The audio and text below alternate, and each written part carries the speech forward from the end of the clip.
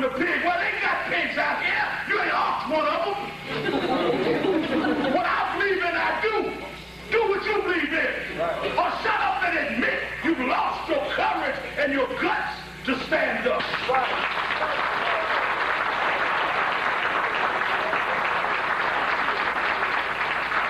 I ain't having no march. I believe in fight. Well, fight then. Ain't nobody holding you.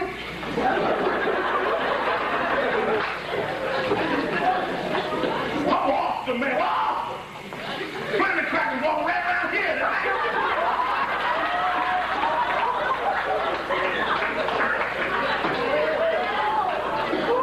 Ain't nobody ever told you I knocked the gun out your hand. But the law is the law. And no one person is above the law. All right, it's no secret Al Sharpton has trouble with the taxes and paying them. The Reverend personally owes New York State close to $600,000. And now a new report finds that for every for-profit business started by Sharpton, well, it's been shut down for failure to pay taxes. And how does he keep getting away with this? Would you or I get this type of latitude? Here to discuss is Peter Flaherty, president of the National Legal and Policy Center. You know, and Al Sharpton is telling people, well, it's just these people, I have enemies that are going after me. Really? The New York Times is your enemy? They say he owes $1.4 million in taxes. Peter, have you ever seen a pattern like this? Well, I think it's more like Al Sharpton has friends rather than enemies. The scale and scope of his unpaid tax obligations over the years would get any other taxpayer charged with crimes. But the law is the law. And no one person is above the law. Here's the story segment tonight. As you may know, Dr. Ben Carson, the retired director of pediatric neurosurgery at Johns Hopkins, is a traditional guy. Last February in Washington, he spoke out against many liberal policies at a prayer breakfast, which President Obama also attended. You can see him right there.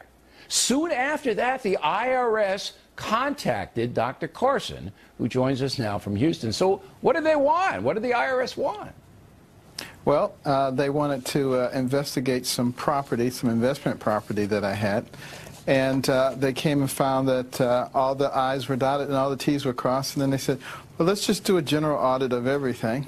And that was okay. And they said, well, let's look at another year. And that was okay. Maybe that was just a coincidence, though. Maybe it was. Well, let's put it this way. I've never had anything before this with the IRS, and nothing has changed. So yeah, the only you didn't thing have to that pay any changed, penalties or anything. They just went through No. your stuff.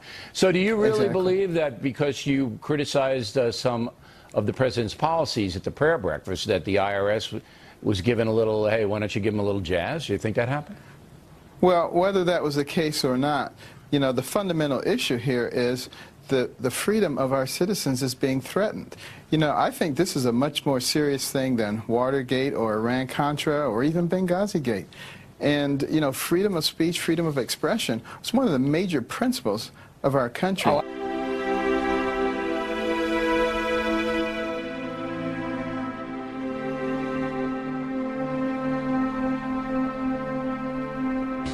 So did you see this? The New York Times reporting Al Sharpton owes millions in back taxes, but here's something even more disturbing. The Obama administration is getting advice from Sharpton on picking America's top law enforcer, the next Attorney General. Juan, I can't believe the irony here.